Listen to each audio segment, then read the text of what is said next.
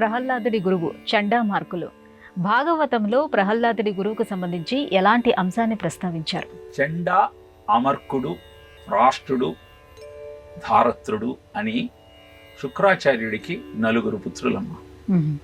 దీంట్లో చండు, అమర్కుడు ఇద్దరు కూడా ప్రహ్లాదుడికి గురువుగా బాధ్యతలు నిర్వర్తించారు.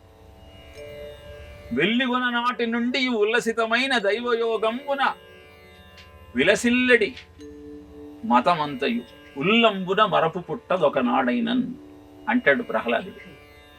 గర్భంలో ఉన్నప్పుడే శ్రీ మహావిష్ణువు కథలన్నీ విన్నటువంటి ప్రహ్లాదుడికి పుట్టుక నుంచే విష్ణు భక్తి అపరిమితంగా ఉంటుంది.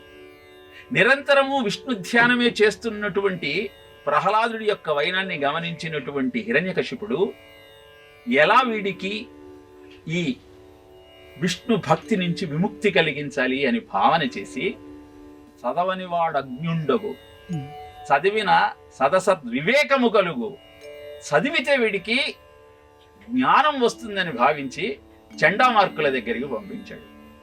చండామార్కుల దగ్గర శిక్షణ పొందిన ప్రహ్లాదుణ్ణి కొంతకాలం తర్వాత పిలిచి ఏది ఒక పద్యం చెప్పి దాని అర్థం చెప్పమని అడిగాడు.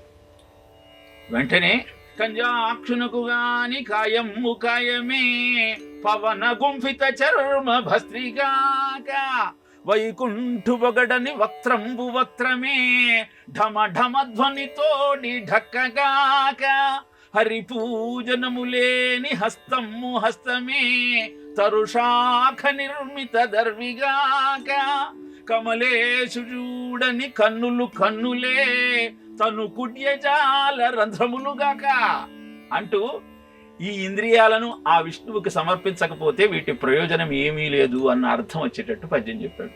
వెంటనే హిరణ్యకశ్యపుడికి అపరిమితమైన కోపం వచ్చింది. చండామార్కులను పిలిచి పిల్లవాడికి విద్యాబుద్ధులు నేర్పమని చెబితే ఇదటరా మీరు చెప్పేది అని ఆక్షేపించాడు. అప్పుడు వారన్నారు, మిత్రులము, పురోహితులము, పాత్రులము, అదియునుగాక భార్గవులము. మేము చిన్నతనం నుంచి నీతోనే పెరిగాం. మా నాన్నగారి దగ్గర నువ్వు మేము అందరం కలిసి విద్యాబుద్ధులు నేర్చుకున్నాం.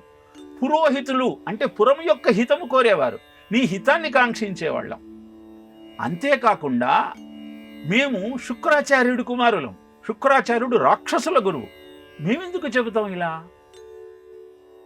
దైత్య జలధి చంద్రమ వింటే, దైత్య లోకానికి చంద్రుడి లాంటి వాడా, ఎందుకయ్యా అర్థం చేసుకోవు అని అభ్యర్థించిన మీదట ఏం చెయ్యాలో తెలియక సతమతమవుతున్నటువంటి హిరణ్యకశ్యపుడితో ఇంకొక అవకాశం ఇస్తే మేము ఇతన్ని మారుస్తాము అని మళ్ళీ తీసుకెళ్లారు. మళ్ళీ 4 రోజుల పాటు అనేకమైన విద్యలు నేర్పి విష్ణు భక్తిని వదలమంటూ కావలసిన అన్ని ప్రయత్నాలు చేసి మళ్ళీ తీసుకొచ్చారు. మళ్ళీ అదే మాట, నువ్వు నేర్చుకున్నవి చెప్పమనగానే కమలాక్షు నర్చించు కరములు కరములు శ్రీనాథు నర్చించు జిహ్వ జిహ్వ అంటూ తన మనసులోని విష్ణు భక్తిని ప్రకటించగానే చాలా కోపం వచ్చింది.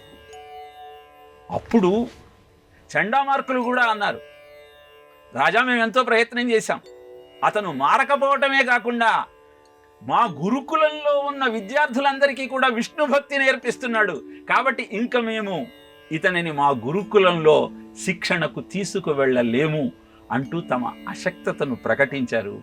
ఆ చండు, అమర్కుడు శుక్రాచార్యుని పుత్రులే అయినా వారు ప్రహ్లాదుని మనస్సును మార్చలేకపోయారు.